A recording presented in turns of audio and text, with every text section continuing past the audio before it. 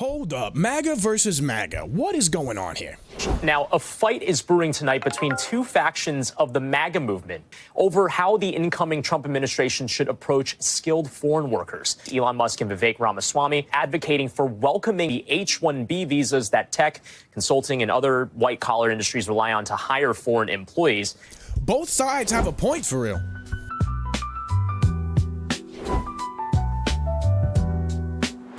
Welcome back. Glad to have you. Let me know where you guys sit on this debate. Are you pro H-1B? Are you against H-1B? Do you think it needs reform, but you still want it in place? Musk and MAGA are fighting over H-1B visas. How do they work? We're talking about legal immigration here. Why do you think that has become such a hot button issue for some on the right? You can secure the border all you want, but if you don't have corresponding immigration reform, you're never going to really truly get a handle on the immigration situation. And there's visa overstays. Our visa lottery system is broken. We educate a lot of people who all these high-tech companies and specialties want to grab, and they can't stay here after we educate them, number one. And number two, when we need this help from other countries, we don't get it. Have visas for people from other countries, but if they start cutting in the jobs, the next year you just decrease the number of visas. I think Musk and Ramaswamy are spot on in that we need these people to compete on the world stage and instead of having those people competing against us. I can see the merits of that argument, especially if we can establish in this country a culture that values genuine intellectual pursuits and nuanced critical thinking, because then we can develop people that can compete on that stage. I do think that there's probably some merit to what he was talking about. We do need to focus on the academics and make sure that our kids are succeeding. I think that the problem here ultimately is the fact that you're not going to get a comprehensive bill through Congress.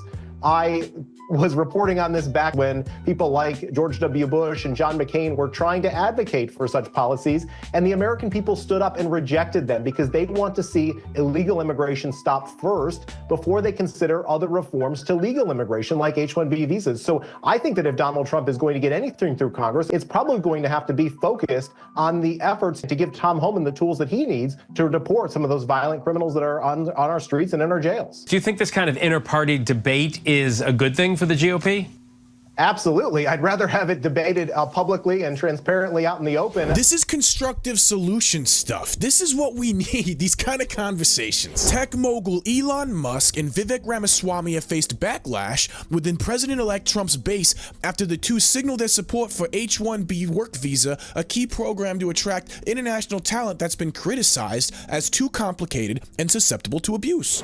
Vivek acknowledged the abuse during his presidential campaign.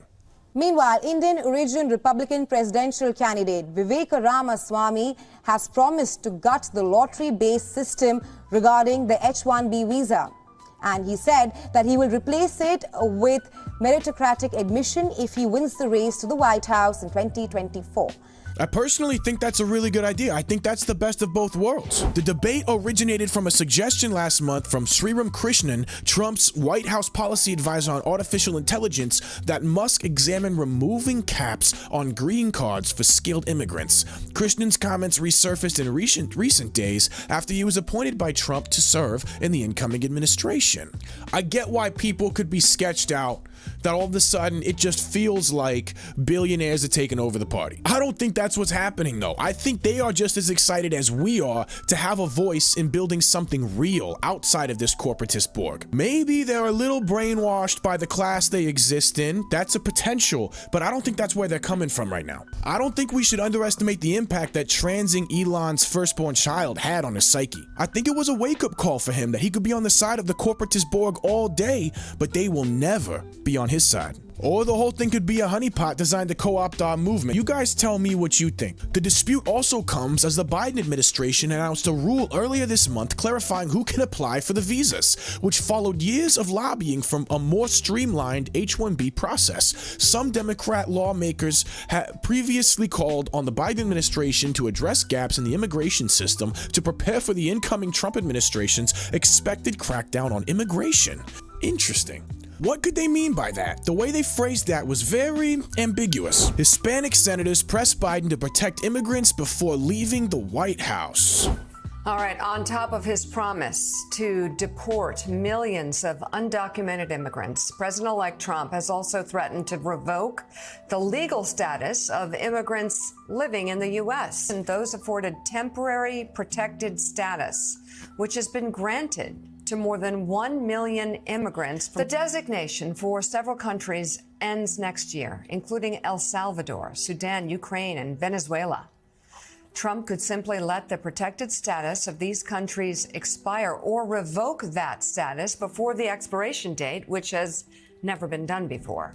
The mainstream media again, always trying to freak us out about some fascist hypothetical. So let's bring in Democratic Senator Catherine Cortez Masto of Nevada. She's been calling on the Biden administration to protect the program. And Senator, how would he do that? And what the president can do is just take legal action to extend their TPS status. But this is just Democrat politicians trying to scare their base. What is the point of doing this if Trump can just undo it when he comes into office? The H-1B program is for employers looking to hire people into specialty jobs who are lawfully admitted into the U.S. but are not lawful permanent residents. Generally defined as tourists, students, or temporary workers, the visas are typically valid for 3 years, though they can be extended for up to 6 years, according to the Labor Department.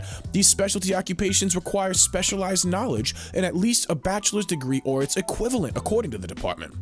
The purpose of the program is to help employers temporarily hire qualified workers with certain skills and abilities that cannot be obtained from the U.S. workforce. What is the H-1B application process? People looking to apply for the program must file an application for the visa with the U.S. Citizenship and Immigration Services, USCIS, which includes certain application fees. The applicants are required to have a valid passport and documents showing that they are a qualified individual in a specialty occupation, as well as proof of a valid job offer from a U.S. employer that is willing to sponsor the visa. Employers must also qualify for file Form I-129, known as the Petition for a Non-Immigrant Worker, with USCIS on behalf of the employee describing the job, the employer's background, and foreign worker qualifications.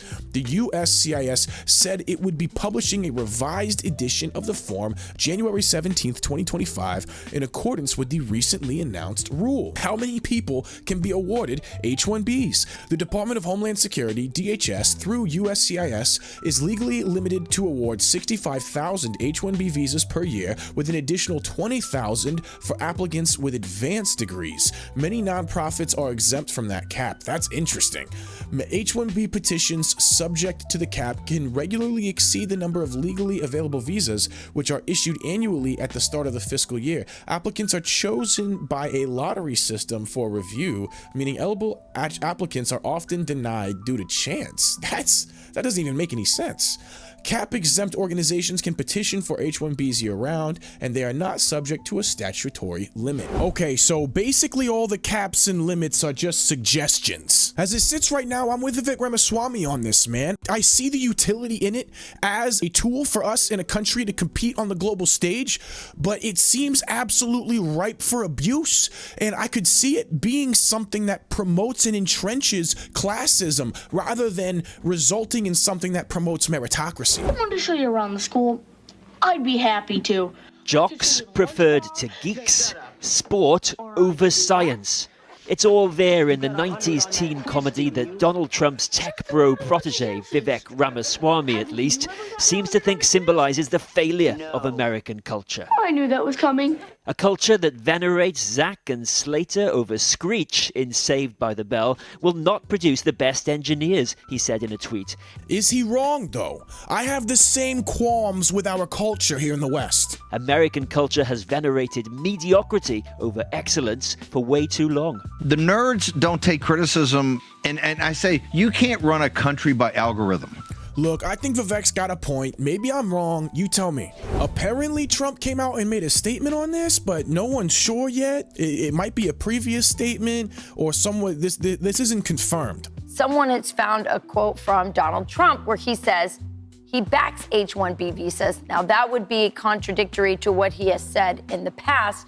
We'll have to get to the bottom of that. The New York Post reported on Saturday. He said, I've always liked the visas. I've always been in favor of the visas. That's why we have them.